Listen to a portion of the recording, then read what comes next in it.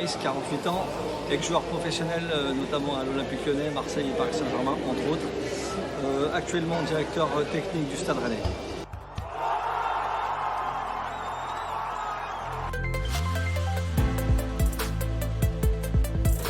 Écoute, je la vis plutôt bien en tant que spectateur et à la fois dans le travail, parce que forcément mon job me demande de suivre ces matchs-là, d'observer la plupart des équipes, mais aussi en tant qu'amateur de football, parce que c'est une compétition qui est très intéressante, enrichissante et qui est toujours belle à voir.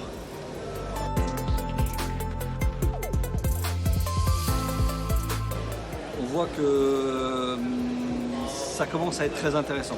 Voilà, les grandes nations commencent à venir à un niveau très très intéressant. Depuis le début, j'avais pronostiqué que la France gagnerait. J'ai un sentiment comme quoi ils peuvent aller au bout. Mais quand je vois les équipes sur les quarts de finale, notamment sur les huitièmes de finale et les 16e, ça commence à être bien en place pour certaines équipes. Donc ça va être difficile, mais je pense qu'en tous les cas, la France a les moyens d'accrocher la 3e étoile. Ma première Coupe du Monde, c'est 82.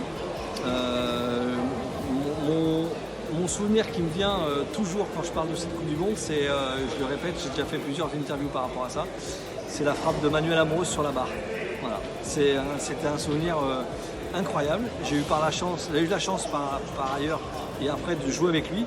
Et franchement, c'était pour moi un très bon souvenir. Mais cette Coupe du Monde 82, on reste aussi sur le France-Allemagne évidemment, où la France pour moi doit aller en finale, il n'y va pas. Donc beaucoup de frustration, mais j'étais encore qu'un gamin. Mais c'est vraiment cette Coupe du Monde-là qui m'a réellement marqué.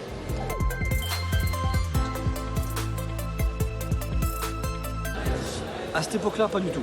À cette époque-là, pas du tout. Pour moi, je suis amateur de football. Je joue déjà au foot avec mes copains dans un petit club de quartier à côté de Lyon. Mais j'ai pas dans l'idée de me dire je veux être joueur professionnel et je veux jouer la Coupe du Monde. Pas du tout. Loin de là. Loin de là.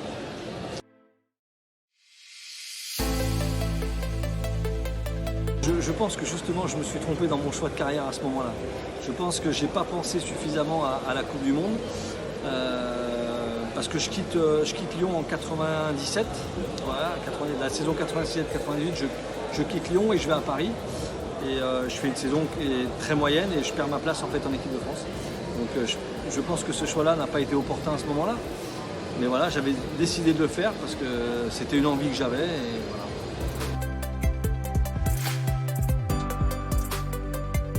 Non, pas vraiment. J'ai fait des Coupes du Monde, mais de jeunes, moins de 20 ans, moins de 17 ans. Mais chez les professionnels, c'est pas un événement que je suis en live directement. Enfin, c'est pas quelque chose que je suis naturellement. Je le suis en vidéo évidemment, mais c'est pas quelque chose où je suis présent sur site.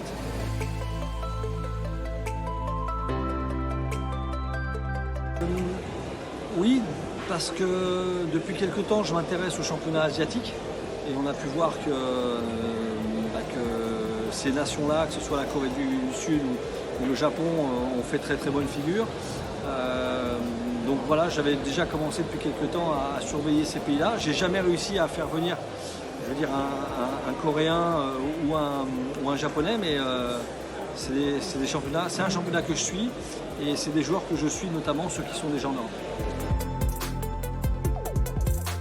J'ai failli faire Kim Min-jae, le défenseur central de Cassini au Napoli. Je pensais qu'il serait rennais et malheureusement il a signé à Naples. Mais voilà, c'est un joueur que j'ai failli signer au Stade Rennais l'été passé.